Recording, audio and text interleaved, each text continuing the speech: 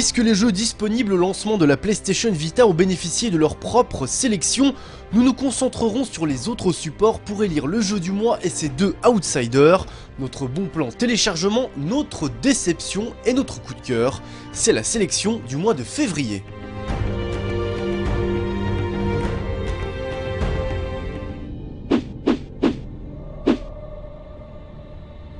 Pour un premier projet, les royaumes d'Amalur Reckoning forcent le respect. Le jeu de 30 Studios propose un univers vaste et riche, offrant une bonne dose de liberté aux joueurs déçus par les promesses non tenues de Peter Molineux avec Fable. Alors bien sûr, l'action est un peu répétitive et le design divisera, mais l'aventure est suffisamment haletante pour que le jeu d'hier séduise la majorité des joueurs. Alors pour moi, les royaumes d'Amalur Reckoning, c'est plutôt la bonne surprise de ce début d'année. Le jeu prend l'ampleur d'un grand jeu d'aventure avec des mécaniques de jeu de rôle progressifs où on monte en niveau progressivement, où on gagne des pouvoirs et des items de plus en plus puissants qui nous permettent de prendre la mesure épique de l'aventure. Effectivement, j'ai trouvé que les mécaniques de jeu étaient très proches de Skyrim, avec un côté action beaucoup plus prononcé et beaucoup plus intéressant. Des combats très dynamiques où on peut varier entre l'arc, les dagues, les épées, les marteaux. Une grande richesse de gameplay et de combat. Un monde immense, même s'il est moins ouvert que Skyrim. Avec son univers Heroic Fantasy, visuellement j'étais aussi agréablement surpris. C'est clair que ça casse pas des briques, mais c'est cohérent, c'est dépaysant. Et puis les zones sont quand même suffisamment vastes pour qu'on ait le plaisir d'y revenir, notamment pour les quêtes annexes. Les royaumes d'Amalur Reckoning, c'est un excellent mélange entre Fable 3 et Skyrim.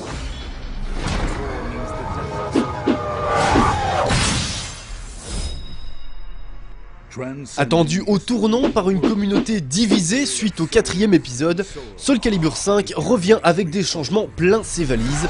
Les nouveaux systèmes de contre et de furie ajoutés à la révolution du Garde Impact dynamisent grandement les affrontements, désormais très tournés vers l'offensive.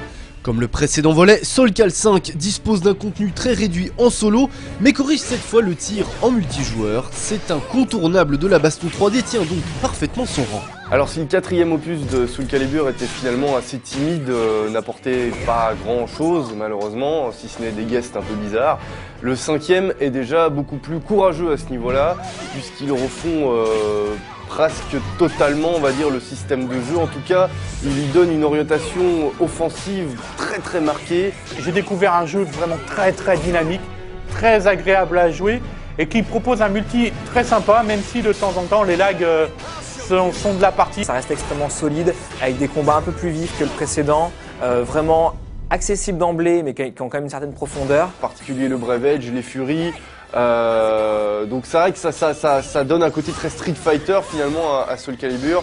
On a quand même un panel de personnages, un panel d'armes, enfin d'éléments de personnalisation qui est vraiment suffisamment costaud pour nous encourager à rester sur le jeu un bon moment. Ça n'est plus le Soul Calibur qu'on a connu, ça reste un excellent jeu de baston à mon sens, mais c'est vrai qu'on a pris un chemin quand même très différent.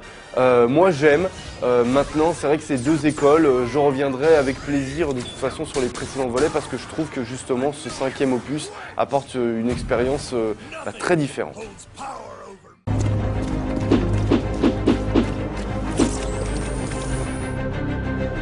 Tandis que la question de l'intérêt des liftings HD pour les joueurs ayant connu les jeux originaux se pose toujours, la recette marche encore lorsqu'un éditeur nous sort un ou plusieurs titres cultes.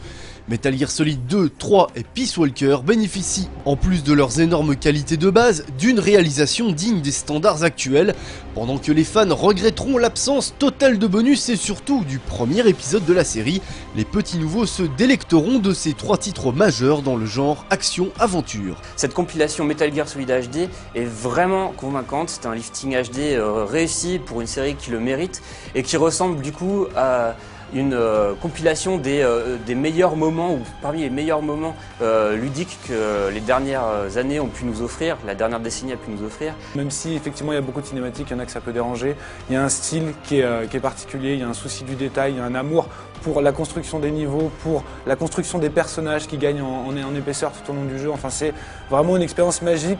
Mention spéciale pour MGS3, Snake Eater, qui reste très regardable. Donc on a, voilà, c'est plus fluide, c'est plus fin, mais On est encore étonné que ce jeu puisse tourner sur PlayStation 2, il y a quand même quelques années.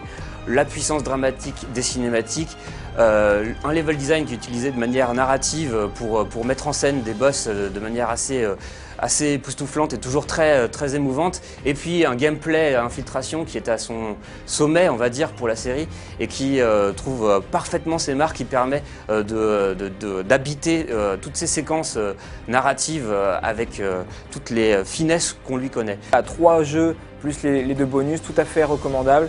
Surtout si vous ne les avez pas déjà tentés, mais même aussi pour les nostalgiques, il y aura largement de quoi faire, et bon, pour le prix, ça va, ça passe.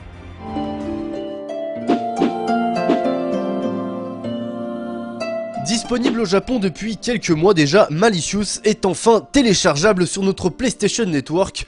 Sous ses airs de jeu d'action austère se cache en fait un beat'em all riche et inspiré, dont la grande difficulté ne sert pas d'épouvantail pour masquer des carences de gameplay.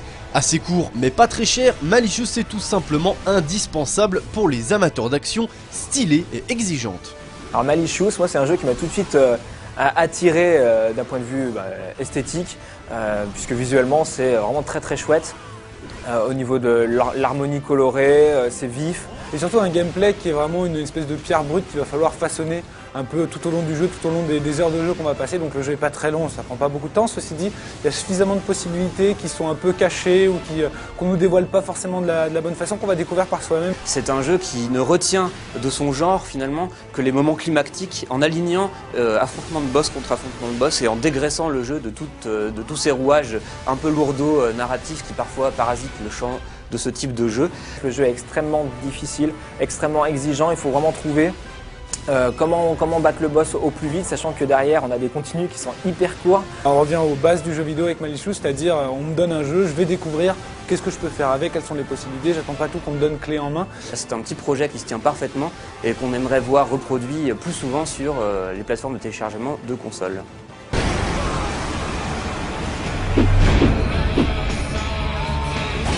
The Darkness 2 et Never Dead sont ce mois-ci au coude à coude pour la place de déception du mois. Le premier est un bon jeu qui n'est simplement pas à la hauteur du premier épisode, tandis que le second ne concrétise pas ses bonnes idées de gameplay. Entre les deux jeux d'action de 2K et Konami, la rédac n'a pu trancher. Si Darkness 2 est notre déception du mois, c'est parce qu'on se souvient avec émotion des grandeurs narratives que pouvaient avoir les séquences ludiques du premier Darkness, qui était très inventif. En termes d'ambiance, en termes d'écriture, en termes de personnages, de réalisation, en tout cas de direction artistique, je trouve qu'on a pas mal perdu avec ce second volet. On sent que Starbreeze n'est plus aux commandes, on sent qu'il y a une volonté de réorienter la franchise. Eh bien, Darkness 2 se montre beaucoup moins inventif, et c'est le problème. Il n'invente pas de nouveaux mélanges et de nouveaux dispositifs pour raconter son histoire à travers son action. Donc une bonne suite, mais clairement pas à mon sens à la hauteur du premier volet. Alors Never Dead, c'est une déception. Il y avait de bonnes idées au demeurant, je trouvais le concept un petit peu starbé, mais quand même assez original. Il y a des bonnes idées comme ne pas mourir, pouvoir se démembrer et sceller de ses membres pour pouvoir accéder à des zones inaccessibles, utiliser ses bras comme des grenades, tout ça c'est bien, mais le problème c'est qu'on a un héros qui est en carton, donc qui passe son temps à être démembré. Et comme c'est pénible de devoir reconstituer son corps à chaque fois, c'est pas très agréable. Au final, c'est vraiment très limité. La réalisation est bancale, c'est bordélique, c'est très répétitif. Et puis on a ces fameux combats qui sont confus, brouillons, lassants, agaçants, pénibles et laborieux. Voilà, Never Dead, c'est une grosse déception.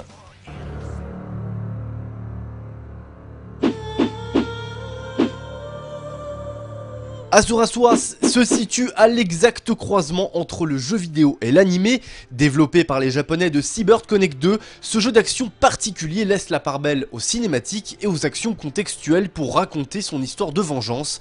L'impression de puissance est jouissive, et même si la frustration de ne pas participer plus activement à l'intrigue gagnera certains joueurs, les fins connaisseurs de DBZ, Naruto et autres shonen ne pourront réfréner le plein de frissons qui les cueillera lors des meilleurs moments de l'aventure.